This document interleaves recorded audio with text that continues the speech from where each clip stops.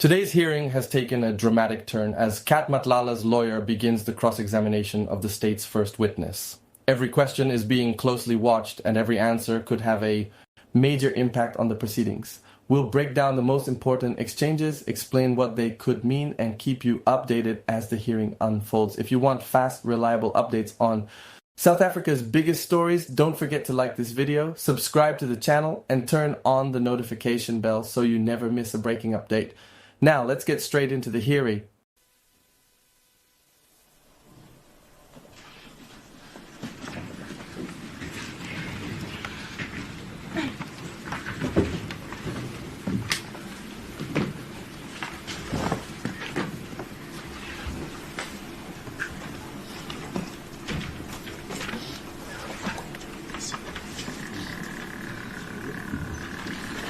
Thank you, my lord. Today, then, on the 23rd of July, 2026, in Court 4F, I'm calling case number SS 98 of 2025. Mr. Cele was still under oath.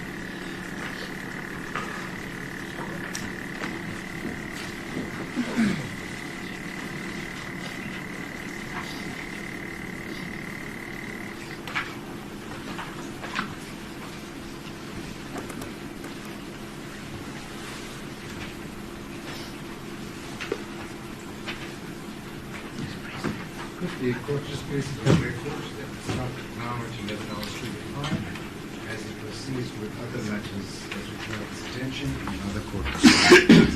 Good. Mr. Taylor, sir, do you confirm that you are still under your former oath to speak the truth?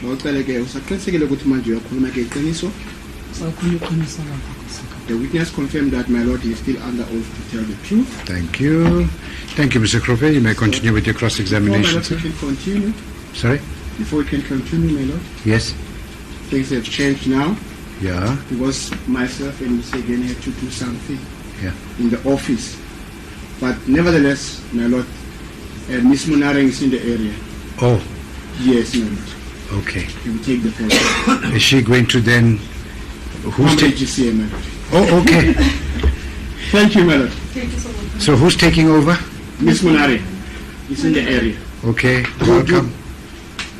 Thank you so much for your assistance and your time that you spent with us. Thank you, my lord. We shall see you again soon. See you soon, my lord. Thank you. Miss me. Bye.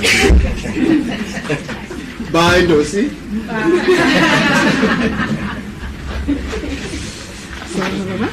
Welcome, Ms. Munareng. Thank you, madam. All right. Is the witness okay to continue? We can continue, madam. Okay. You're still welcome to take a seat.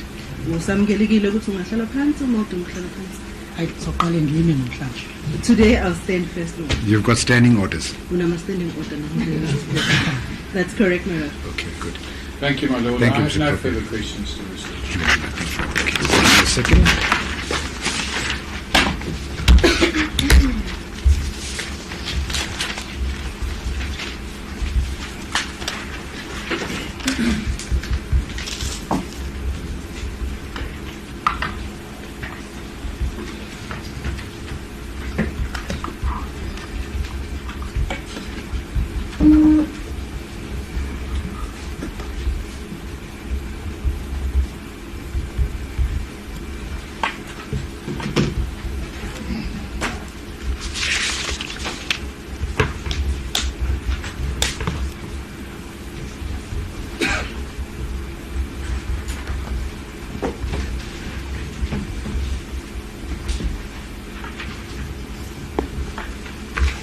Thank you, Ms. van der Heever. Cross-examination on behalf of accused number 3. Sorry, before you just proceed with the cross-examination, you will remember yesterday when Mr. Crovere was on his feet. At a certain point, you wanted to make a submission to the court on behalf of accused number 3. The court had indicated to you that it was inopportune at that point in time because Mr. Crovere was on his feet for accused number 2. Now that you are on your feet for accused number 3, Would you like to then just address the court in what you wanted to raise yesterday? My Lord, my submission to your Lordship yesterday was going to be twofold. Firstly, there seems to have been a suggestion made that the defence must disclose any evidence that they intend using in cross-examination to the state ahead of time. That is not only wrong but it's wrong in law. We as defence counsel and attorneys have the right to surprise, and part of that surprise is to confront a witness with evidence that we have in our possession. There's no onus on us to make discovery ahead of time to the state of any material that we intend using in cross-examination. If my learned friend, however, stands by that submission, I would gladly revisit that issue at any stage in time if she provides me with the relevant case law to indicate to me that there is such an onus on the defence. So that was my one submission. My second submission, my Lord, was going to be that there's a vast difference between challenging digital recordings for all the reasons that your Lordship correctly found why we were entitled to challenge it, and when one deals with stills. I think Justice Kriegler said in the Concord, this is not a game where the one gets a leg up this side and the other one does that. Like it was almost, it's trite that in courts very often photographs are adduced.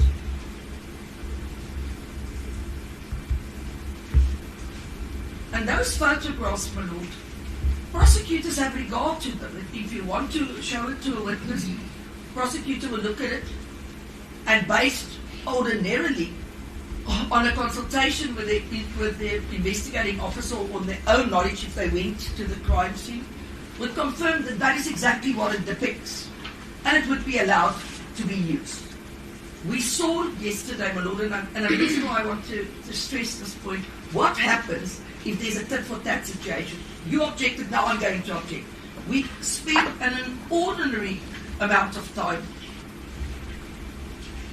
on cross-examination just to get this witness to deal with what the crime scene looked like at the time.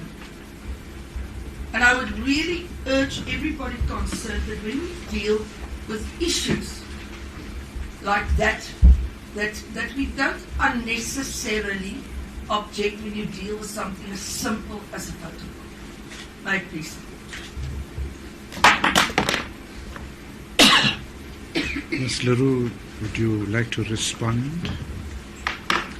No, I stand by my submissions, and I'll just say that I'm surprised that apparently it's allowed that the state can be ambushed in trial proceedings. It's the first time that I've heard of that. Good.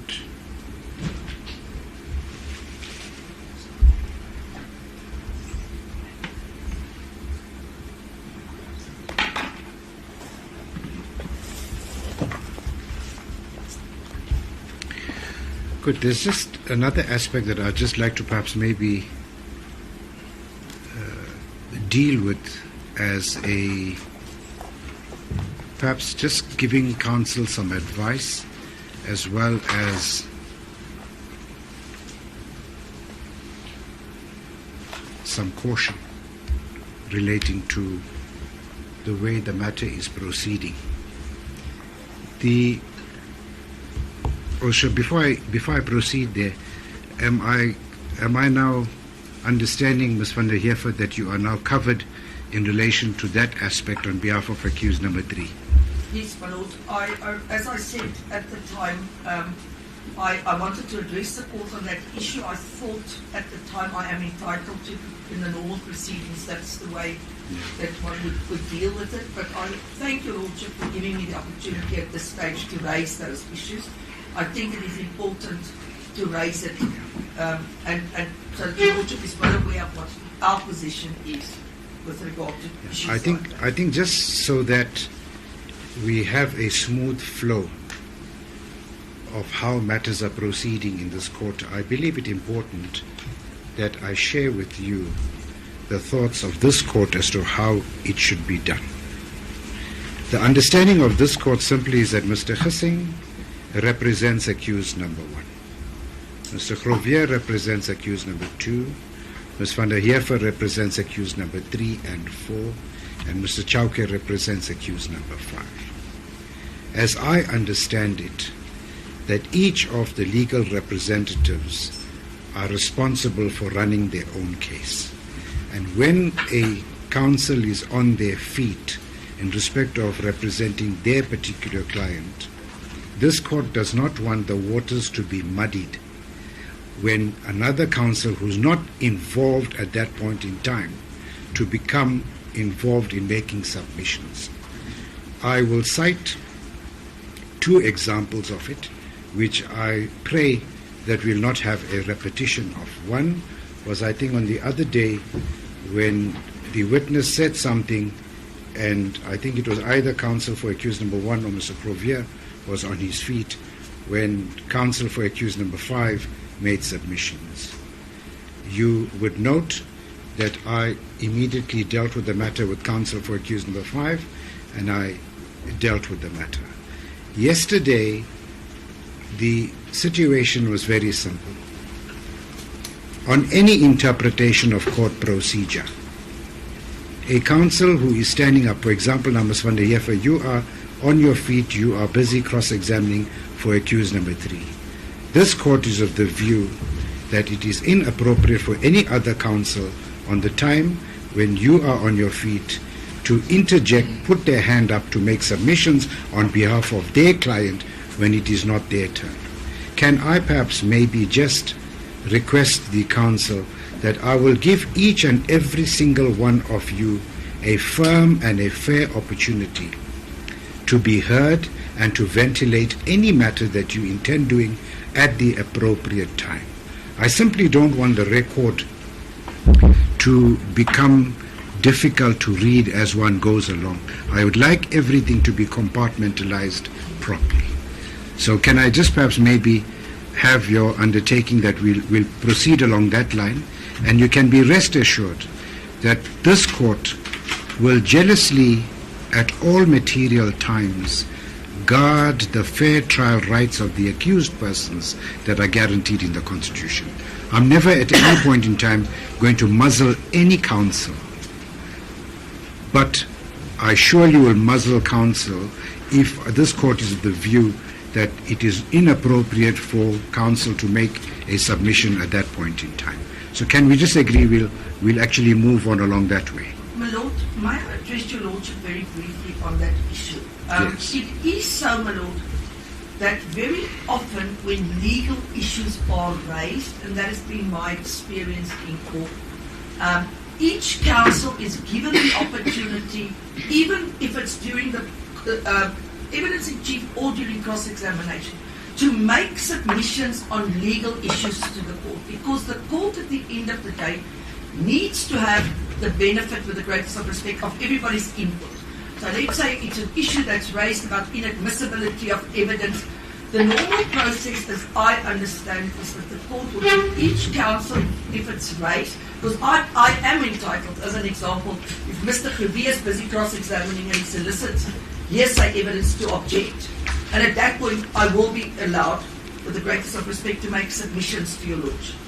So, in my respectful view, and I don't have the case law at hand, my Lord, but you are entitled, if you do object and you wish to place at any stage issues on record, even though a different counsel might be seized in cross-examination, to deal with the matter at that point in time. I want your Lordship, and I don't want to debate, I would like to go on with my cross-examination. I respectfully submit that maybe if your Lordship would pause and just take note of what I said, we could take this issue further at some other stage. Because what will happen, my Lord, if we're not allowed to at that point to address your Lordship, and we perhaps might have the benefit of a new case or knowledge of something that could aid your Lordship in coming to a decision. Not that I'm saying your Lordship doesn't have full knowledge of all legal principles. I would not be like to be deprived of an opportunity at a given time to address your Lordship on issues that I submit at that point in time when it's raised is relevant, pertinent, and should be dealt with. Well, I'm just saying to you, Ms. van der Heever, I've heard the submissions that you made this morning, and I simply am unable to find the difference between making those submissions yesterday as well as now making them today. There's no difference at all.